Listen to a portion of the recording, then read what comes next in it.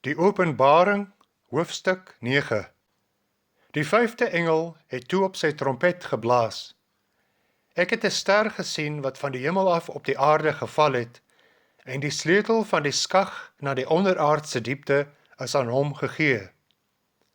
Hy het toe die skag na die onderaardse diepte oopgemaak, en daar het rook uit die skag uit opgestyg, soos die rook van 'n groot oond. Deur die skag se rook is die son verduister en het die lig donker geword. Toe het daar uit die rook sprinkane oor die aarde uitgeswerm. Aan hulle is dieselfde vermoë gegee as wat skorpioene op aarde het. Hulle is aangesê om nie die gras van die aarde, die plante en die bome kwaad aan te doen nie, maar net die mense wat nie die seël van God op hulle voorkoppe het nie. Hulle is nie toegelaat om die mense dood te maak nie, maar wel om hulle 5 maande lank te pynig. Die pyn wat hulle veroorsaak, is soos die pyn as 'n skorpioen 'n mens steek. In daardie tyd sal die mense die dood soek en dit nie vind nie. Hulle sal verlang om te sterwe, maar die dood sal hulle ontwyk. Die sprinkane het gelyk soos perde wat reg staan vir oorlog. Op hulle koppe was daar iets soos krone, wat gelyk het asof dit van goud is. Hulle gesigte was soos die gesigte van mense. Hulle het lang hare gehad soos vrouens se hare, en hulle tande was soos die van leeu's. Hulle borskaste was soos ysterharnasse. Die gedreun van hulle vlerke was soos die gedreun van baie strydwaans met perde wat opruk vir oorlog. Hulle het sterte met angels soos die van skorpioene, en in hulle sterte is hulle vermoë om die mense 5 maande lank kwaad aan te doen. Hulle het die engel van die onderaardse diepte as koning oor hulle. Sy naam in Hebreëus is Abaddon, en in Grieks het hy die naam Apollyon.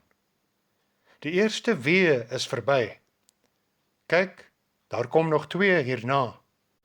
Toe het die 6de engel op sy trompet geblaas.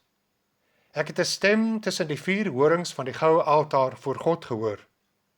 Die stem het vir die 6de engel wat die trompet het, gesê: Maak los die 4 engele wat by die groot Efraatrivier vasgemaak is. Die 4 engele wat gereed gehou is vir hierdie uur en dag en maand en jaar, is toe losgelaat om 1/3 van die mensdom dood te maak.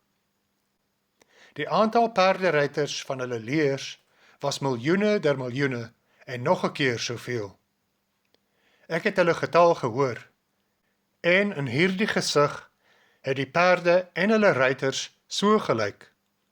Hulle het 4 rooi, donkerblou en swaalgeel harnasse aangehad. Die perde se koppe was soos die koppe van leeu's, en uit hulle bekke het daar 4 rook en swaal gekom. Deur hierdie 3 pla, die 4, die rook en die swaal wat uit hulle bekke uitgekom het, is 1/3 van die mensdom doodgemaak. Die perde se vermoë om skade te doen is in hulle bekke en ook in hulle sterte, want hulle sterte is soos slange en het koppe, en daarmee pynig hulle die mense.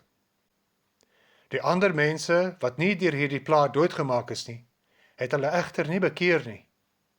Hulle het aangehou met die aanbidding van bose geeste en van afgode wat hulle self gemaak het van goud, silwer, koper, klip en hout, en wat nie kan sien of hoor of loop nie.